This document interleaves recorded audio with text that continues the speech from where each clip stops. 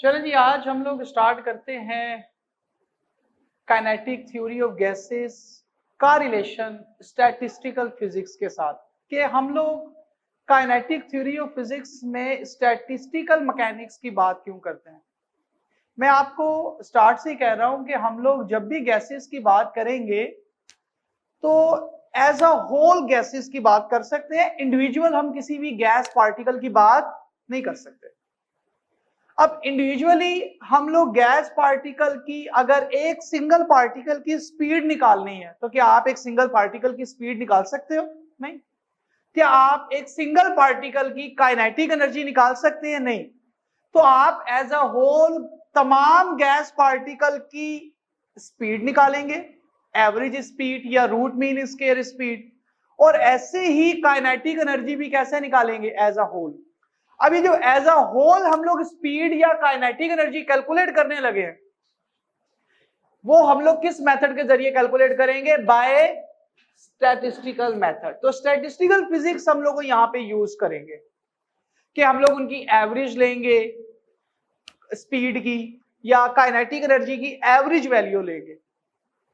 तो हम लोग स्टैटिस्टिकल मैकेनिक्स के अंदर एज अ होल हम लोग किसी पार्टिकल की स्पीड ज्यादा भी हो सकती है और किसी पार्टिकल की स्पीड कम भी हो सकती है, लेकिन हम एज अ होल देखेंगे कि एवरेज वैल्यू क्या आ रही है। ऐसे ही काइनेटिक एनर्जी की भी एवरेज वैल्यू क्या आ रही है। इसीलिए जब भी हम लोग गैसेस की बात करते हैं तो गैसेस के अंदर हम लोग एक सिंगल इंडिविजुअल पार्टिकल की बात नहीं करते, बल्कि हम लोग वहां पे स्टैटिस्टिकल फिजिक्स की बात करते हैं और उसकी हेल्प से हम लोग पार्टिकल की स्पीड, काइनेटिक एनर्जी या उनकी एनर्जी स्टेट कैलकुलेट करते हैं। क्लियर है? अच्छा, अब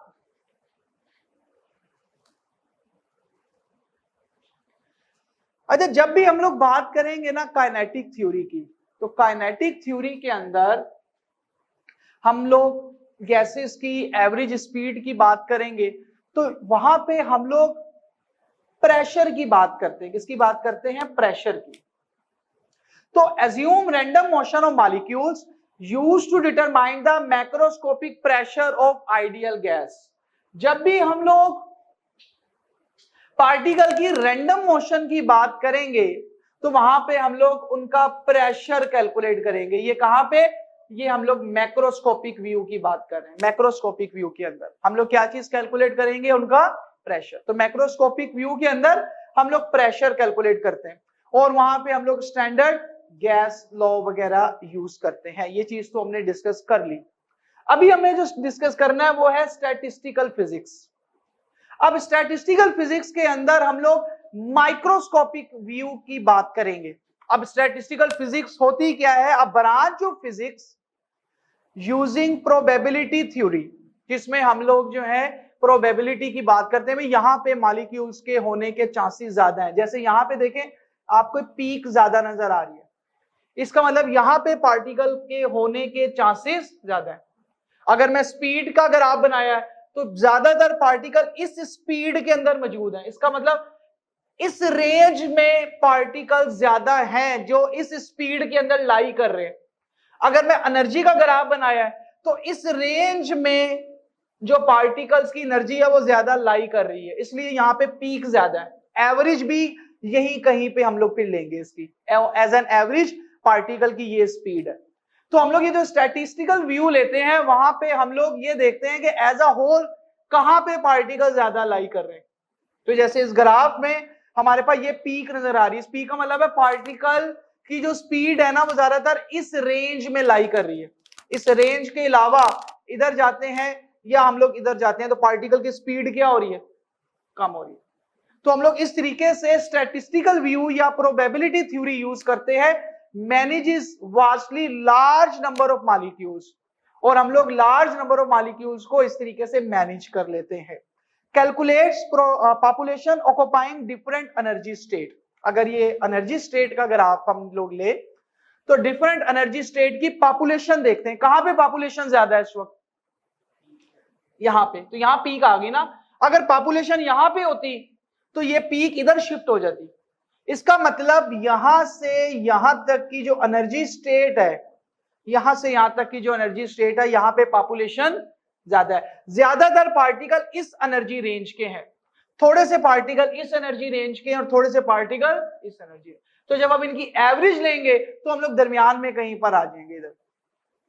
तो एज एन एवरेज हमारे पास तमाम पार्टिकल्स की एक एवरेज वैल्यू आ जाएगी एनर्जी की। तो इस तरीके से हम लोग स्टैटिस्टिकल फिजिक्स की मदद से in large number of particles को डील करते हैं। क्लियर है यहां तक बात? अच्छा, अच्छा, इसका आइडिया सबसे पहले किसने दिया था? ये जो हम लोग स्टैटिस्टिकल या थ्योरेटिकल डेरिवेशन कर रहे हैं, इसका आइडिया सबसे पहले किसने दिया था? जेम्स क्लार्क मैक्सवेल ने। इसने सबसे पहले जो है ये प्रोबेबिलिटी पार्टिकल्स को लेके, गैस पार्टिकल्स को लेके, कि हम लोग कैसे गैस पार्टिकल को सोल्व करें, जबकि एक सिंगल पार्टिकल को सोल्व करना तो नामुमकिन है, या हम लोग गैस पार्टिकल की एनर्जी कैसे कैलकुलेट करें। तो हाँ, उसने ये प्रोबेबिलिटी थ्योरी की मदद से कि भाई हम लोग ये पीक को देखेंगे, जहां पे पीक होगी वहां पे हम लोग प्रोबेबिलिटी थ्योरी या स्टैटिस्टिकल मैकेनिक्स की मदद से हम लोग पार्टिकल की एवरेज वैल्यू बताएंगे। ठीक है, तो 1860 में Maxwell breakthrough derive an expression to describing the distribution of molecular speed within a system of thermal equilibrium. तो उसने सबसे पहले ये आइडिया दिया मॉलिक्यूलर स्पीड का, कि कैसे हम लोग किसी भी मॉलिक्यूलर की स्पीड जो है स्टैटिस्टिकल मैकेनिक्स की मदद से यूज कर सकते हैं। और बाद में इसको prove, it took nearly 60 year for experimental physics to catch up and definitely confirm Maxwell theoretical prediction. तकरीबन 60 साल के बाद उसने जो प्रिडिक्शन की थी उसको हमने एक्सपेरिमेंटली प्रूव किया। उसने प्रिडिक्ट किया था कि इस मेथड के जरिए हम लोग जो है गैसेस की एवरेज वैल्यू के जरिए हम लोग कैलकुलेशन कर सकते हैं, उनकी एवरेज काइनेटिक एनर्जी या एवरेज स्पीड निकाल सकते हैं। तो इस चीज को एक्सपेरिमेंटली तकरीबन 60 इयर्स के बाद प्रूव किया गया। तो ये हमारे पास जो है हिस्टोरिकल। अब नेक्स्ट आ गया हमारे पास the chaos of the container. अब केओस क्या होता है हमारे पास? What is chaos?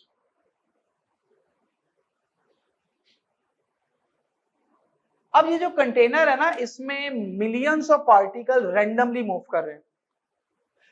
अब इसमें कोई भी तरतीब नहीं है, इस कंटेनर के अंदर कोई भी जो है वो रेगुलरिटी मौजूद नहीं है। तो केओस क्या होता है? Wild randomness. क्योंकि रैंडमनेस तो है, लेकिन रैंडमनेस भी कौन सी हम लोग लिख रहे हैं? तो कहते हैं ना पागल है, ठीक है, कहते हैं जंगली है, ये उससे नेक्स्ट लेवल है। ठीक है ना? तो वाइल्ड रैंडमनेस, तो हमारे पास रैंडमनेस तो है, लेकिन वाइल्ड रैंडमनेस हमारे पास जो इस कंटेनर के अंदर मौजूद है ना, उसे कहते हैं केओस। ठीक है, जो कंटेनर के अंदर ये जो डिस्टर्बेंस है, लेकिन डिस्टर्बेंस भी कौन सी? वाइल्ड। ठीक है, समझ आ गई? जंगलियों वाली ऑफ द कंटेनर। अब हम लोग जब इसकी बात करते हैं कंटेनर के अंदर ये जो डिस्टर्बेंस है इतनी ज्यादा, हम लोग किस तरीके से इसको देखें कि एक एक पार्टिकल की स्पीड क्या है या एक एक पार्टिकल की एनर्जी क्या है। इसके लिए बोल्ट्जमैन ने एक थ्योरम भी दिया, उसकी मदद से हम लोग इसको भी कैलकुलेट भी करते हैं। तो बिलियंस ऑफ कोलिजन हो रही है एक साथ, अगर आप देखें तो बिलियंस ऑफ कोलिजन हो रही है every single second. A molecule inside a gas container undergoes billions of physical collision. ऐसे ही है। तो जब बिलियंस ऑफ कोलिजन हो रही है, मैं मिलियंस कह रहा था, बिलियंस ऑफ कोलिजन हो रही है भाई, तो जब बिलियंस ऑफ कोलिजन, तो ऑटोमेटिकली वाइल्ड रैंडमनेस ही आएगी ना। कोई तरतीब क्या बल्कि कुछ है ही नहीं अंदर, जंगल का कानून है भाई यहाँ पे। तो इंस्टेंट स्पीड शिफ्ट, अब हर लम्हे में पता नहीं कितने पार्टिकल हैं अपनी स्पीड क्या करते जा रहे हैं? शिफ्ट करते जा रहे हैं। Each individual collision instantly alter the trajectory and speed of the molecule. हर एक कोलिजन में हमारे पास मॉलिक्यूल की स्पीड जो है और ट्रेजेक्टरी जो है, जो पाथ है, वो चेंज होता जा रहा है। तो क्या आप कह सकते हैं एक सेकंड में एक दफा ही कोलिजन हुई है? नहीं, एक सेकंड में पता नहीं कितनी दफा पार्टिकल की कोलिजन होगी, कितनी दफा उसका पाथ चेंज हुआ होगा और कितनी दफा उसकी स्पीड। तो जब इतनी तेजी से सब कुछ हो रहा है तो हम लोग एक इंडिविजुअल पार्टिकल को यहाँ पे डिस्कस नहीं कर सकते। तो काइनेटिक एनर्जी फ्लक्चुएशन, तो जो हमारे पास उनकी एनर्जी है वो क्या कर रही है? फ्लक्चुएट कर रही है, बार बार चेंज हो रही है, because the speed constantly changes the kinetic energy of each individual molecules in a constant state of flux. State of flux होता है in the state of changing, तो जो उनकी एनर्जी है वो किसमें है, in the constant state of flux, यानी कॉन्स्टेंटली चेंज हो रही है। कॉन्स्टेंटली क्या हो रही है, एनर्जी चेंज हो रही है। अब जब स्पीड भी कॉन्स्टेंटली चेंज हो रही है और एनर्जी भी कॉन्स्टेंटली चेंज हो रही है, तो हम लोग किस तरीके से फिर स्पीड और एनर्जी को कैलकुलेट करें इन मॉलिक्यूल्स की, तो देखते हैं जी क्या थ्योरम। तो हमने यहां पे ये देखा, ये बेसिकली बोल्ट्जमैन लॉ जो है, बोल्ट्जमैन साइंटिस्ट था, उसने यहां पे बताया कि हमारे पास जो पार्टिकल्स है ना, पार्टिकल्स वो डिफरेंट स्पीड और डिफरेंट एनर्जी के हैं। एक तो उनकी स्पीड भी डिफरेंट है हर पार्टिकल की, कोई पार्टिकल ज्यादा स्पीड से जा रहा है और कोई पार्टिकल कम स्पीड से जा रहा है। हर पार्टिकल डिफरेंट स्पीड का है और हर पार्टिकल की एनर्जी क्या है, हर पार्टिकल डिफरेंट स्पीड और डिफरेंट एनर्जी स्टेट का है।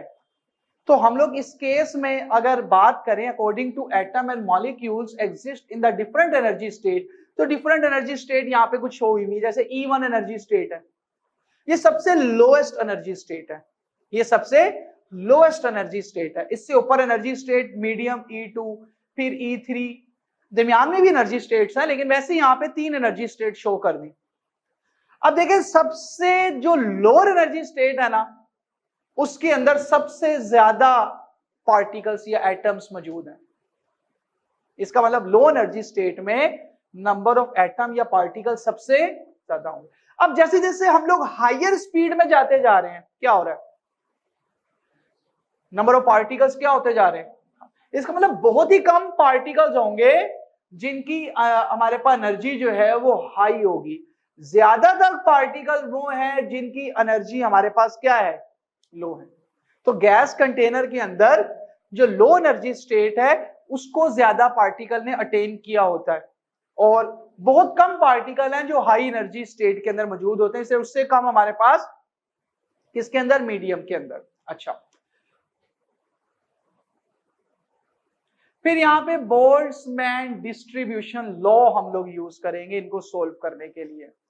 ऐसे पार्टिकल्स और पार्टिकल की स्पीड या energy state, basically energy state को कैलकुलेट करने के लिए यूज करते हैं कि हमारे पास बोल्ट्जमैन डिस्ट्रीब्यूशन लॉ की मदद से हम लोग इस रैंडमनेस को कंट्रोल करते हैं एनर्जी की। अच्छा, ये बोल्ट्जमैन ने इक्वेशन दी भाई, N2/N1 is equal to exponential -E/kBT। अब ये N1 higher energy state, N2 higher energy state, N1 क्या है, लोअर एनर्जी स्टेट, E है एक्सपोनेंशियल। अब पहली चीज यहां पे जो ग्राफ आएगा ना, एक्सपोनेंशियल ग्राफ आएगा। एक्सपोनेंशियल ग्राफ हमारे पास कौन सा होता है, एक्सपोनेंशियल ग्राफ किसी भी क्वांटिटी के दरमियान अगर एक्सपोनेंशियल बना रहे हैं तो एक्सपोनेंशियल ग्राफ का कर्व कुछ इस तरीके से होता है। देखो अभी मैं ये नहीं देख रहा किसके दरमियान ग्राफ बन रहा है, मैं सिर्फ अभी बिहेवियर बता रहा हूं कि एक्सपोनेंशियल का बिहेवियर यही रहता है। ये पहले हमारे पास ज्यादा है और जैसे ही हम लोग थोड़ा सा आगे गए कितना स्पीडीली वैल्यू क्या हो रही है, डिक्रीज हो रही है। पहले कैसी मैक्सिमम वैल्यू, लेकिन जैसे ही हम लोग थोड़ा सा आगे गए तो वैल्यू में कितना शार्पली क्या हो रहा है, डिक्रीज आ रहा है। शार्पली क्या आ रहा है, डिक्रीज आ रहा है। ऐसे ही हमारा अगर ये नेगेटिव के अंदर है ना तो हमारे पास इसलिए यहाँ पे ये डिक्रीज हो रहा है। अगर इंक्रीज की बात करते पॉजिटिव में तो ग्राफ ऐसे भी हो सकता था, ये एक्सपोनेंशियल ग्राफ। ठीक हो गया।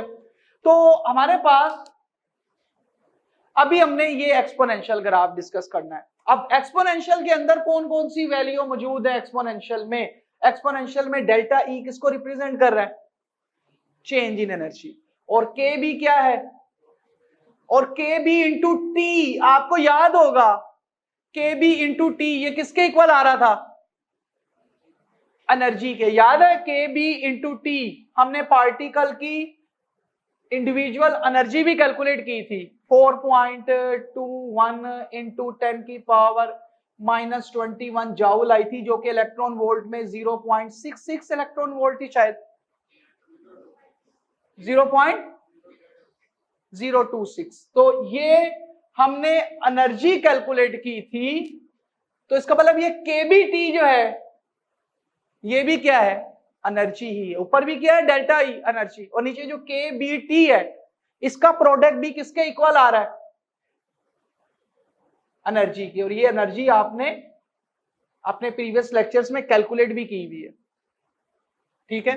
तो इसका मतलब drive the Ludwig Boltzmann this foundational equation describe the dynamic process. अच्छा, डायनामिक प्रोसेस की बात हो रही है कि पार्टिकल क्योंकि कंटिन्यूसली मूव कर रहे हैं, तो ये जो प्रोसेस हो रहे हैं एनर्जी शिफ्ट का, ये हमारे पास क्या है, डायनामिक प्रोसेस इन गैसेस, यानी कि कंटिन्यूसली गैसेस मूव कर रही हैं और कंटिन्यूसली एनर्जी क्या हो रही है, शिफ्ट हो रही है।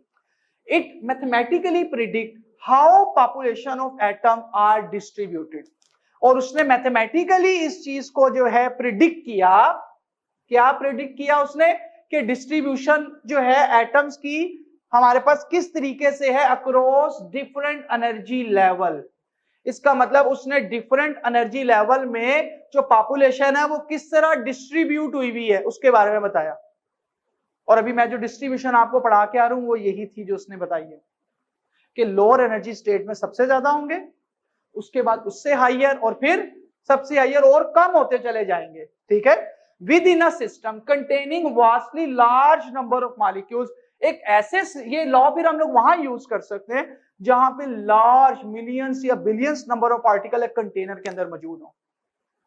तो उन कंटेनर के अंदर जो पॉपुलेशन डिस्टर्बेंस है एनर्जी की, वो हम लोग कैलकुलेट कर सकते हैं इस लॉ को यूज करके।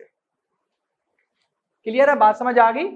ये हमें अभी इस लॉ की डेरिवेशन नहीं गिवन, हमने सिर्फ अभी इस लॉ को स्टडी करना है और इसके अंदर जो वेरिएबल्स या कांस्टेंट यूज किए हुए उनको स्टडी करके आगे अभी कैलकुलेशन करनी है। लेकिन अभी ये लॉ आया कैसे, इसकी डेरिवेशन अभी गिवन नहीं।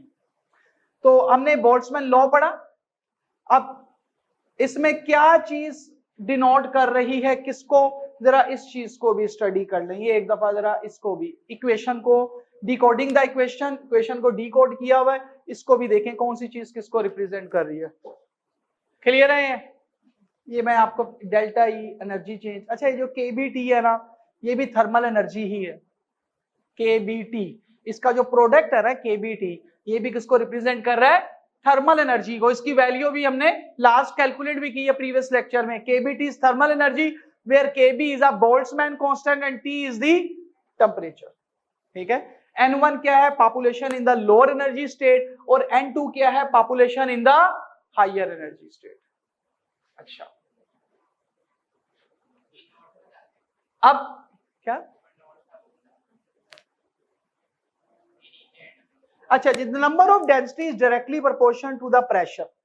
द नंबर डेंसिटी, जो नंबर डेंसिटी है वो डायरेक्टली प्रोपोर्शन है प्रेशर के। नंबर डेंसिटी हमारे पास जो number of molecules per unit volume, number density number of molecules per unit volume directly proportional है प्रेशर के।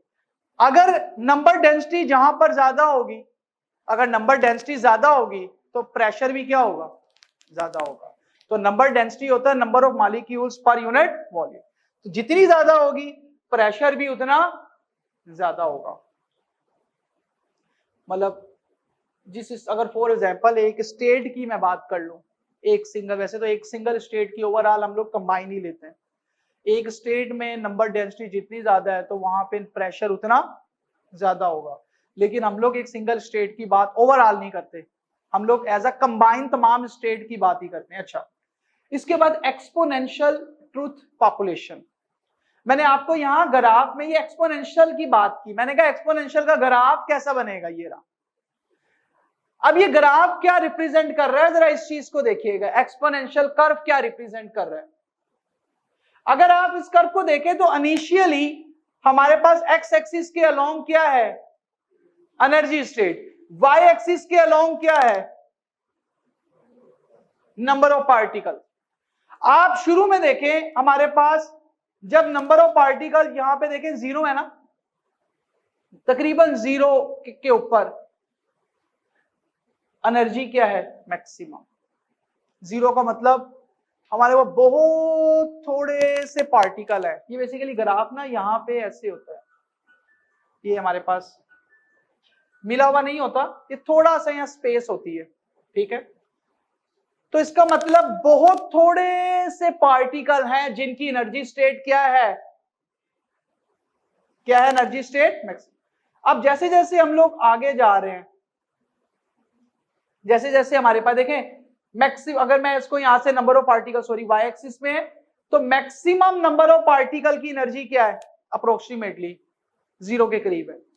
लेकिन जैसे जैसे आगे जा रहे हैं नंबर ऑफ पार्टिकल क्या होते जा रहे हैं, कम होते जा रहे हैं। नंबर ऑफ पार्टिकल क्या होते जा रहे हैं, ग्राफ में हम लोग नीचे आ रहे हैं ना, तो ग्राफ में नीचे आ रहे हैं तो नंबर ऑफ पार्टिकल क्या होते जा रहे हैं, कम, एंड डिक्रीज होता जा रहा है। लेकिन हम लोग आगे फॉरवर्ड जाते जा रहे हैं तो एनर्जी क्या होती जा रही है। तो इसका मतलब ये हुआ कि initially energy approximately 0 maximum particle की है, लेकिन जैसे जैसे हम लोग आगे जाते जा रहे हैं तो ये ओवरऑल हमने पूरे जो कंटेनर है उसके अंदर तमाम गैस पार्टिकल का डाटा कलेक्ट करके हमने ये ग्राफ बनाया।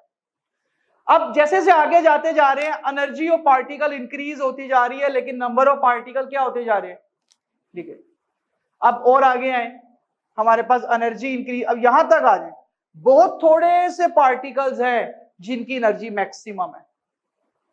तो ये वही पॉपुलेशन वाली जो मैंने आपको स्टेयर्स वहां बताई थी, सेम यही चीज हमारे पास ये एक्सपोनेंशियल कर्व के अंदर शो की हुई है कि नंबर ऑफ पार्टिकल जिनकी एनर्जी लो है वो ज्यादा है, फिर जैसे जैसे हम लोग आगे जाते जा रहे हैं तो जिनकी एनर्जी हाई है वो नंबर ऑफ पार्टिकल्स क्या है, कम है। इसी स्टेयर्स को वहां ग्राफ के अंदर हमने शो किया हुआ है, ये वाला, कि ऐसे पार्टिकल जहां जो ये समझ लें कि ये वाली जो स्टेट है ना, ये वाली, ये हमारे पास लो एनर्जी स्टेट है, ये लो एनर्जी स्टेट यहां पे शो की हुई है।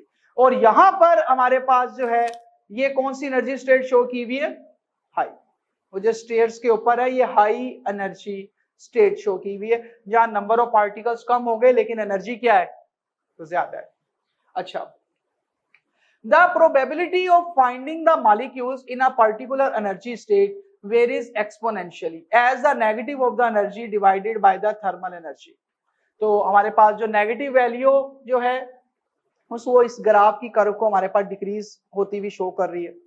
The real world results, more particle reside in the lower energy state than in higher ones। Nature inherently favors the lowest available energy। हमारी जो नेचर है ना वो भी लो एनर्जी स्टेट को ही ज्यादा फेवर करती है, कि कोई भी एटम या पार्टिकल है वो ज्यादातर ग्राउंड स्टेट के अंदर ही मौजूद होगा। अगर वो हायर स्टेट में गया भी है तो कुछ देर के बाद वो वापस किधर आ जाएगा, ग्राउंड स्टेट में। जैसे हम लोग केमिस्ट्री में पढ़ते हैं कि एक पार्टिकल जो है उसके पास एनर्जी है, वो ग्राउंड से किधर चला गया, एक्साइटेड स्टेट में, कुछ देर के बाद वो किधर आ जाएगा, दोबारा ग्राउंड स्टेट में आ जाएगा।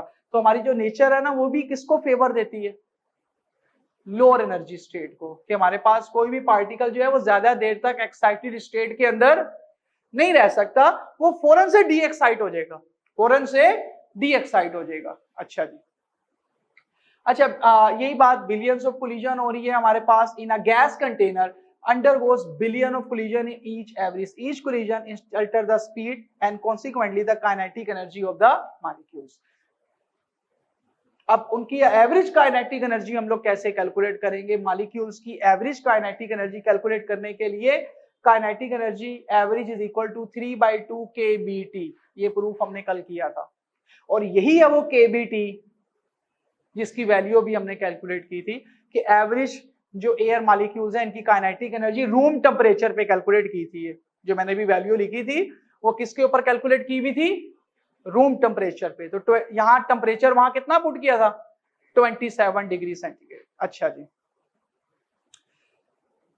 अच्छा जी, लास्ट हमने द चैलेंज, हमने सारा इसमें मेन हमारे पास चैलेंज किया था, इतने सारे नंबर ऑफ पार्टिकल्स की स्पीड कैसे कैलकुलेट की जाए, कैसे उनकी एनर्जी कैलकुलेट की जाए। The gas system contain too many random molecules to track individually using classical law. हम लोग कैसे उनको एक क्लासिकल लॉ की मदद से अलग अलग हर पार्टिकल की स्पीड, वेलोसिटी, एक्सेलरेशन कैलकुलेट कर सकते हैं? नहीं पॉसिबल। फिर हमने उसका सोल्यूशन क्या निकाला? हमने स्टैटिस्टिकल या प्रोबेबिलिटी थ्योरम यूज किए।